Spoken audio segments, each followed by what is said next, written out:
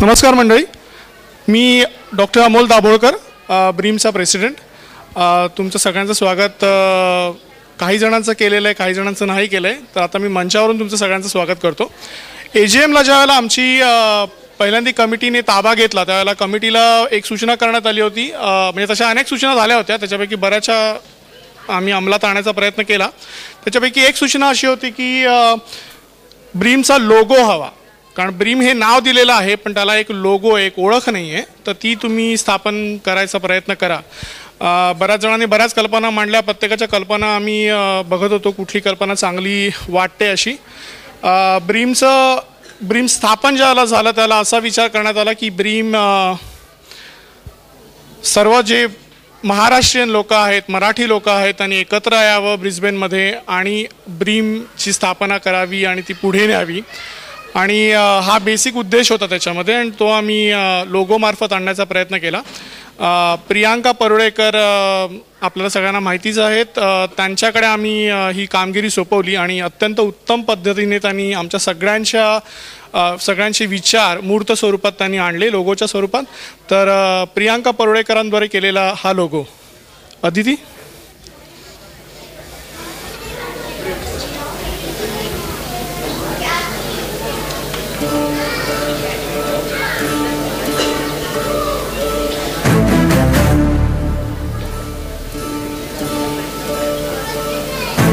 बहुवसोत सुंदर संपन्न की महा, बहुवसोत सुंदर संपन्न की महा.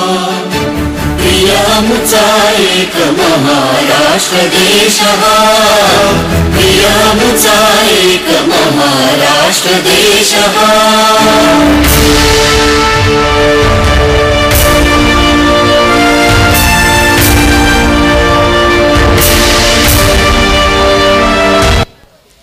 Thank you very much. तुम्ही सगळ्यांनी अप्रिशिएट केल्याबद्दल. आमची कल्पना अशी होती की महाराष्ट्र हा केंद्रस्थानी असावा म्हणून, आणि भगवा रंग आपल्या महाराष्ट्राचं प्रतीक म्हणून आम्ही महाराष्ट्र डोळ्यासमोर ठेवला. आणि ब्रिस्बेनची काहीतरी एक आठवण त्याच्यामध्ये असावी आणि म्हणून ब्रिस्बेनचा आयकॉन हा स्टोरी ब्रिज आम्ही त्याच्यामध्ये समावेश केलेला आहे. आणि ब्रिस्बेनमध्ये इतक्या लांब येऊनसुद्धा प्रत्येकाच्या मनात आपला हा महाराष्ट्र जिवंत राहावा सदैव, आपली संस्कृती कायम राहावी आणि आपण ही सदैव जोपावी पिढ्यानपिढ्या, पुढच्या येणाऱ्या कित्येक पिढ्या, म्हणून महाराष्ट्र जरा व्याप्त स्वरूपात दाखवलेला आहे.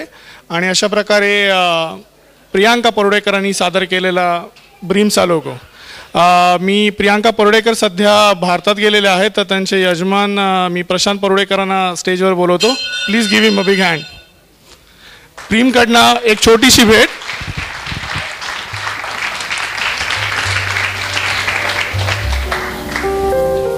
थँक्यू. सो प्रियंकाचं एक मेसेज आहे की she really wants to thank the whole team. सगळ्यात आधी तिला अपॉर्च्युनिटी दिल्याबद्दल, आणि तिने बरेच ऑप्शन्स प्रेझेंट केले होते आणि there was a very interactive process. आणि Aditi Patil, she played a very important role, तसंच वृंदा साने आणि अमोल आणि Suhas Chaudhari. So thanks again from हर.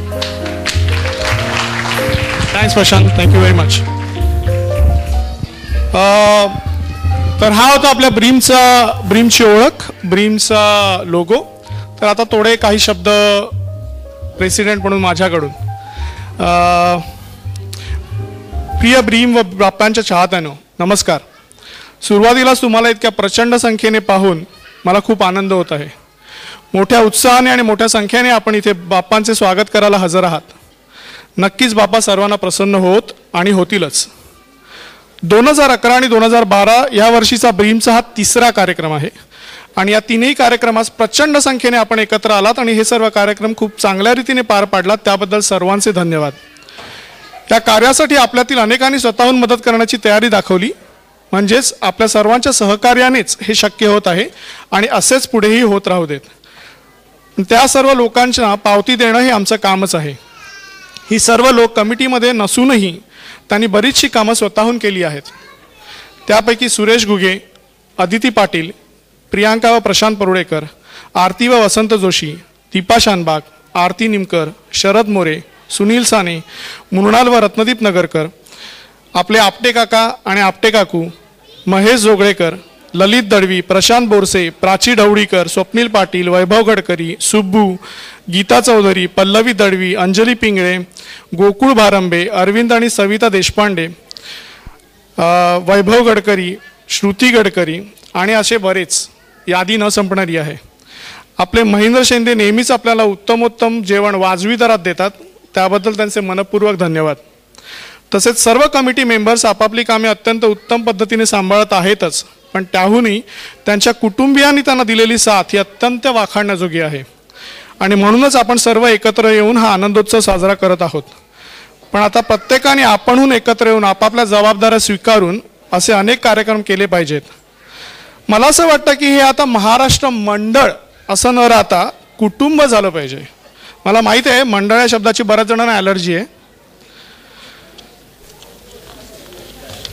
जसं आपल्याला संसारात आमची पानं बरीच आहेत. आता बरीच नवी कुटुंबे आपल्यात आलेली आहेत. काही जुने जाणते त्यांच्या मनातील शंका, काही कुरबुरी, काही गैरसमज असल्यामुळे जरा जांबच राहिले होते, ते सुद्धा पुन्हा जवळ येत आहेत. आताही काही थोडीशी कुटुंबीय उपस्थित दिसत नाही आहेत. पहिल्या पत्रात मी थोडंसं लिहिलं होतं, त्यावेळी अनेकांनी काही कारणे मांडली, पण मी सुद्धा तेच म्हणत होतो, गप्प बसू नका, स्पष्ट बोला, तुमचे मुद्दे मांडा. आमच्याही काही चुका होत असतील. पूर्वी आमच्या ओळखीत एक आजी होत्या, त्यांना मूल नव्हतं. त्यांच्याकडे कोणी आपल्या मुलांबद्दल तक्रारी केल्या ना की त्या म्हणायचे, अहो भांडायला का होईना पण मूल असावं. त्याच धर्तीवर मी म्हणेन, भांडायला का होईना पण जवळ या, एकत्र या. म्हणजे मला म्हणायचं एवढंच आहे की तुम्ही तुमच्या सूचना मांडा, आम्ही नक्की त्यावर विचार करू आणि त्या अंमलात आणण्याचा नक्की प्रयत्न करू व करत आहोतच. आणि हे आपलं कुटुंब आता नक्कीच चांगलं बाळसं धरत आहे. कारण पहिल्या कार्यक्रमाला आपल्याला 86 लोकांची, स्पोर्ट्स डेला 93 लोकांची, तर आज गणेशोत्सवाला विक्रमी 193 लोकांची RSVP आली आहे.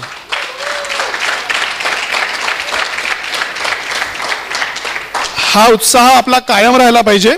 आता त्यासाठी आपल्याला थोडी तडजोड करावी लागणार आहे. चांगल्या कामासाठी आपल्याला काहीतरी गमवावं लागतं, म्हणून त्यासाठी आपल्याला पावलं पुढे टाकली पाहिजेत. तर तुम्ही म्हणाल गमवायचं काय, आला का मुद्द्यावर, तर वेळ आणि पैसा. हल्ली वेळ म्हणाल तर तसा कोणालाच नसतो, पण काढला तर नक्कीच असतो. तर बघा ना, हे भाषण लिहिलंय पण पाठ करायला मलाही वेळ नाही आहे. आता पैसा म्हणाल तर ऑस्ट्रेलियात तसं कोणी कोणाला काही फुकट देत नाही. कोणाकडे जेवायला बोलावलं ना तरी फार गोड आवाजात विचारलं जातं, आम्ही काही करून आणू का. बाहेर जेवायचं असलं तर काय खर्च येतोय तुम्हाला वेगळं सांगायला नको. पण मग मंडळाच्या कार्यक्रमाला येताना आपण इतका पैशाचा विचार का करतो, ते सुद्धा आपण इथे येताना एन्जॉय करताना. काही जण असाही विचार करतात, आता समजा $15 ताट आहे, मग 25 का घेत आहेत बाबा. जसं आपल्याला संसारात खाण्यापिण्या व्यतिरिक्त बरेच पैसे खर्च करायला लागतात, मग ब्रीम सुद्धा आपलं कुटुंबच आहे ना. हा पूर्वी आपल्या दारात भिक्षुक आले तर आपले आजी आजोबा आई बाबा काहीतरी त्याच्या झोडीत दान घालायचे. असा दानधर्म आपले पूर्वज इंडियामध्ये असताना नक्की करायचे. त्यांच्याकडे काही पैसा उतू जात नव्हता. इथं आल्यावर आपलाही दानधर्म तितकासा होत नाही. मग ब्रीममध्ये आल्यावरती $2-4 इकडे तिकडे गेले तर काय हरकत आहे. आणि त्यावर आपण कार्यक्रमाचा आनंद लुटत आहोतच की.